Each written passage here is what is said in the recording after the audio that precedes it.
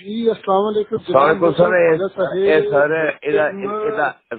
جواب کوئی چنگی طرح دئیے، کوئی باہر ٹھوکیے کسی طریقے دے نال جو اگلا کر دی اے جی خاتون لی بول دی گئی سر میں پتہ کی سوچیا سی تے موٹی موٹی گل تو میں کرتی سی، پھر مینوں او بڑے تارڑ صاحب دا ایک گل یاد آئی، او کہندے مثلا میاں کتیاں دے پونکے کھلوتے نے، یہ بھی گل ٹھیک ہے، ایک جواب جگہ دیتا ہے یہ روایت ہے۔ دوسرا میری جہی ہے نا، میرے سے الحمدللہ علی بھی شکر ہے، وہ کرے جگہ کہ میں بیئر کر سکنا تے میں کوئی کنفیوز یا جا کے ڈپریس نہیں ہونا۔